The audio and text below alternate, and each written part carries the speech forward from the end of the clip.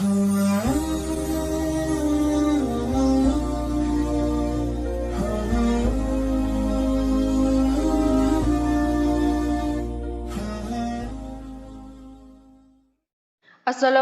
warahmatullahi wabarakatuh. Selamat datang Sobat Muslim di channel Islam Menjawab. Selama masih hidup di dunia ini, kita pasti terlibat dalam masalah. Baik itu masalah kecil yang mudah diselesaikan, bahkan hingga masalah yang sangat sulit diselesaikan. Hari ini kami akan membahas tentang sebaik-baik perhiasan dunia yang akan dibawakan oleh Ustazah Oki Setiana Dewi. Sebelum kita masuk ke topik penjelasannya, alangkah baiknya jika Sobat Muslim semua bersedia menekan tombol subscribe dan aktifkan lonceng notifikasinya terlebih dahulu. Bismillahirrahmanirrahim.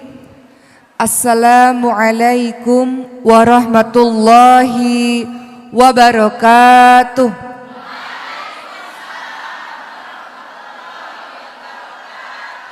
Alhamdulillahi rabbil alamin. Wabihi nasta'in ala umurid dunya waddin. Wassalatu wassalamu ala ashrafil anbiya wal mursalin. Wa ala alihi wa sahbihi ajma'in, amma ba'du. Rabbi shrah li sadri wa yassir li amri wahlul uqdatam min lisani yafqahu qawli. Ya Allah, lapangkanlah dadaku, mudahkanlah urusanku, dan lepaskanlah kekakuan dari lidahku supaya mereka mengerti perkataanku. Apa kabar ibu-ibu sekalian? Dari subuh di sini? Masya Allah, luar biasa. Seminggu sekali ke sini ya? Masya Allah, berkah masjidnya, Masya Allah, ramai. Tadi saya datang sampai ke basement ramai, Masya Allah. Untuk teman-teman yang di basement, ngelihat saya di TV aja ya. Ya, Masya Allah, bahkan ada bapak-bapak pengantar dengan setia para istrinya. Saya lihat juga tadi di depan, Masya Allah, Alhamdulillah. Terima kasih ibu-ibu semua sudah hadir di tempat ini. Mudah-mudahan apa yang saya sampaikan bermanfaat untuk kita semua dan kita amalkan dalam kehidupan sehari-hari. Untuk membuat hari ini lebih berkah, boleh tidak kita bersama-sama membaca surah Al-Fatihah, kita bersama-sama membaca surah Al-Ikhlas, Al-Falaq dan An-Nas. Boleh Bu? A'udzu billahi minasy syaithanir rajim. Bismillahirrahmanirrahim. Alhamdulillahi rabbil alamin. Ar-Rahmanir Rahim. Maliki yaumiddin. Iyyaka na'budu wa iyyaka nasta'in. Ihdinas siratal mustaqim. Siratal ladzina an'amta 'alaihim ghairil maghdubi 'alaihim waladdallin. Amin.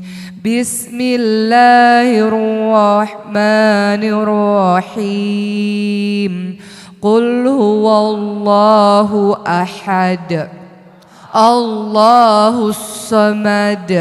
Lam yalid wa lam yulad wa lam yakul lahu kufuwan ahad. Bismillahirrahmanirrahim. Qul a'udzu birabbil falaq min syarri ma khalaq wa min syarri ghasiqin idza waqab wa min syarri naffatsati fil 'uqad wa min syarri hasidin idza hasad. Bismillahirrahmanirrahim. Qul a'udzu birabbin nas, malikin nas, ilahin nas, min syarril waswasil khannas. nas alladzi yuwaswisu fi sudurin nas minal jinnati wan nas. Baik, teman-teman sekalian, pada hari ini saya diamanahkan untuk memberikan tausiah mengenai bagaimana menjadi sebaik-baik wanita. Sebaik-baik wanita seperti apa? Pertama yang akan saya bahas adalah memperhatikan hubungannya dengan Allah Subhanahu wa taala, memperhatikan posisinya, perannya sebagai seorang istri, dan memperhatikan perannya sebagai seorang ibu. Kita mulai dengan peran kita sebagai seorang hamba Allah Subhanahu wa taala, teman-teman sekalian. Allah menciptakan kita, teman-teman sekalian, bukan main-main saja tanpa tujuan yang jelas. Allah ciptakan kita, tujuannya adalah sesuai dengan surah Ad-Dariyat ayat 56. A'udzu billahi minasyaitonir rajim wa ma khalaqtul jinna wal insa illa liya'budun. Dan tidaklah aku menciptakan jin dan manusia kecuali untuk beribadah kepadaku. Makhluk-makhluk Allah, jin dan manusia, punya tugas yaitu beribadah kepada Allah, melakukan apapun yang Allah cintai dan membenci, meninggalkan apapun yang Allah larang. Itulah hakikat dari ibadah, teman-teman sekalian. Sehingga kalau kita menyadari bahwa semua dalam kehidupan kita harusnya bernilai ibadah, maka dalam setiap perbuatan kita akan mengucapkan awalnya dengan basmalah, bismillahirrahmanirrahim. Karena tidak ada orang yang berbuat maksiat diawali dengan basmalah. Ada nggak ketika mau buat maksiat, basmalah dulu deh biar halal gitu ya. Mau mencuri nih, mau korupsi, ngambil bismillah dulu deh biar halal gitu ya. Atau selingkuh ya, suami lagi mau pergi sama laki-laki lain, naudzubillah min dzalik, bismillah dulu deh biar jadi halal. Ada nggak yang kayak gitu? Nggak ada Bu ya? Nggak ada. Supaya semua bernilai dengan ibadah, diawali dengan niat. Innamal a'malu binniyat, sesungguhnya semua bergantung pada niat. Diawali dengan kalimat basmalah, bismillahirrahmanirrahim. Semoga semua bernilai menjadi ibadah. Ibadah jangan diartikan sempit, ibu-ibu sekalian. Ibadah bukan hanya sekedar sholat, puasa, baca Quran, mengaji, pergi haji. Ibadah juga termasuk semua perbuatan baik yang ibu lakukan yang diridhoi oleh Allah Subhanahu wa taala. Kemudian ibu-ibu sekalian, ketika mengetahui bahwa tujuan kita diciptakan oleh Allah Subhanahu wa taala adalah bagian dari ibadah, maka kita berusaha setiap apapun yang kita lakukan, berusaha agar membuat Allah ridho pada kita. Pertama. Kemudian yang kedua, untuk menjadi sebaik-baik wanita, memperhatikan, memahami dengan mendalam bahwa Allah menciptakan kita juga sebagai seorang khalifah. Dalam surah Al-Baqarah ayat 30, apa kalimatnya Bu? Coba buka Al-Qur'annya, Al-Baqarah ayat 30. Wa idz qala rabbuka lil malaikatu inni ja'ilun fil ardi khalifah. Qalu ataj'alu fiha may yufsidu fiha wa yasfikut dima wa nahnu nusabbihu bihamdika wa nuqaddisu lak. Qala ini a'lamu ma la ta'lamun. Ibu-ibu sekalian, bahwa pada saat itu Allah Subhanahu wa taala hendak menjadikan manusia untuk memakmurkan bumi, menjadi seorang khalifah, menjadi seorang pemimpin, yang pada saat itu malaikat-malaikat melakukan protes yang sangat besar dengan mengatakan, kenapa harus manusia ya Allah? Khawatir manusia nanti akan melakukan kerusakan di muka bumi dan akan melakukan pertumpahan darah saja. Namun Allah lebih mengetahui dibanding dengan para malaikat-malaikat. Allah hendak menjadikan sebuah ciptaan makhluk yang bernama manusia yang dilengkapi dengan akal, pikiran dan hawa nafsu untuk menjadi wali Allah di muka bumi ini. Harapannya dengan akal pikiran yang dianugerahi oleh Allah kepadanya membuat si manusia ini terus belajar sehingga bisa menjalankan tugasnya menjadi seorang pemimpin yang memakmurkan bumi, mendatangkan kebaikan untuk di muka bumi ini. Jadi tugas kita nggak main-main. Selain untuk beribadah, kita ditugaskan oleh Allah untuk memakmurkan bumi, membawa kebaikan untuk penduduk di bumi ini, teman-teman sekalian. Begitu pula teman-teman sekalian, tugas kita di muka bumi juga bukan main-main. Kalau engkau mengaku hamba Allah, kita sudah diciptakan oleh Allah umat muslim ini sebagai umat terbaik. Makanya ada kalimat kuntum khaira ummah. Kita semua bukan orang biasa-biasa saja. Kita semua diciptakan oleh Allah sebagai umat terbaik. kalau sudah digelari dengan umat terbaik, maka kita punya tugas berikutnya. Kuntum khaira ummah ukhrijat linnas ta'muruna bil ma'ruf wa tanhauna 'anil munkar. Kamu sekalian adalah umat terbaik yang dilahirkan untuk manusia yang memiliki tugas mengajak orang lain pada kebaikan, mencegah orang lain pada kemungkaran.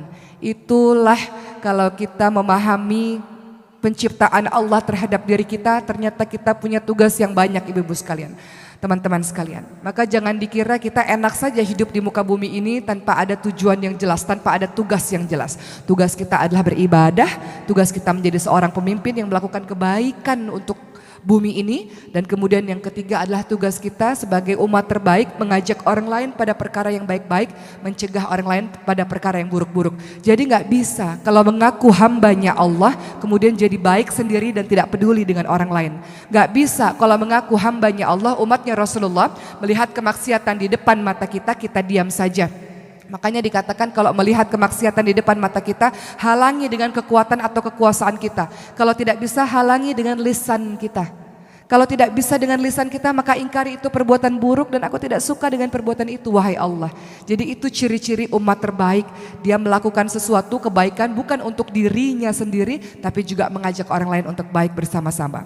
Hari ini yang mau saya tekankan adalah untuk menjadi wanita terbaik, selain memperhatikan kedudukan kita di hadapan Allah, juga adalah peran kita sebagai seorang istri dan seorang ibu.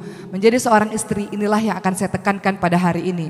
Teman-teman sekalian, kita sudah paham dan masyhur hadis ini, bahwa para perempuan mudah sekali masuk surga seperti jalan tol dengan kriteria-kriteria yang diberikan oleh Rasulullah SAW. Kalau laki-laki mau masuk surga dari 8 pintu surga, dia harus termasuk dari golongan nabi, gak mungkin. Dia termasuk dari golongan orang-orang syuhada, juga gak mungkin. Masalahnya susah, harus mati syahid di jalan Allah Subhanahu wa taala, lillah, karena Allah.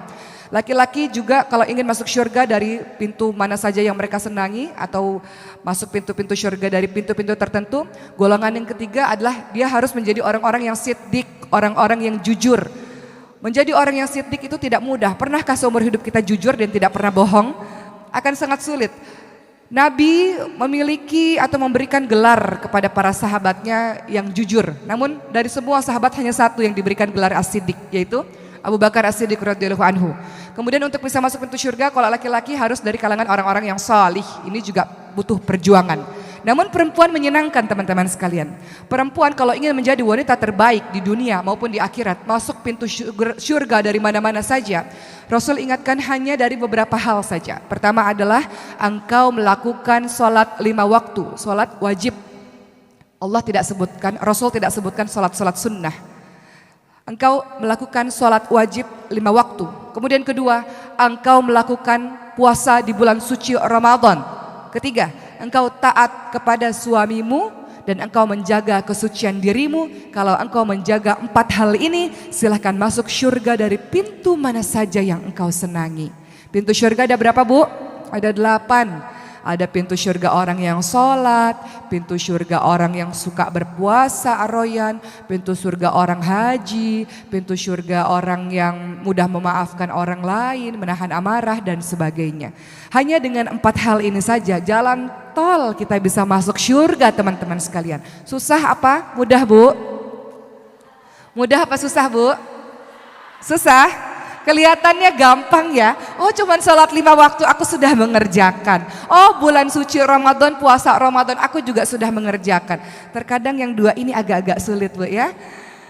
Kelihatannya sih gampang, taat, tunduk, patuh sama suami. Ini suami-suami yang dengar, wah emang begitu tuh, istri saya harus tunduk patuh sama saya, suka ngelawan sih gitu ya. Kata Rasulullah, tunduk, patuh, taat sama suami selama suami tidak menyuruh kita pada perkara kemungkaran yang dibenci oleh Allah. Taat pada suami. Suami katakan, mah rambut jangan pendek-pendek dong mah, panjangin mah. Aduh panas, itu hal kecil, Bu. Taat, patuh. Suaminya bilang, mah aku tuh suka kamu rambutnya warna coklat-coklat gitu loh mah. Apaan sih Pak, udah tua juga macem-macem deh. Tunduk, patuh, denger, taat, udah gitu aja.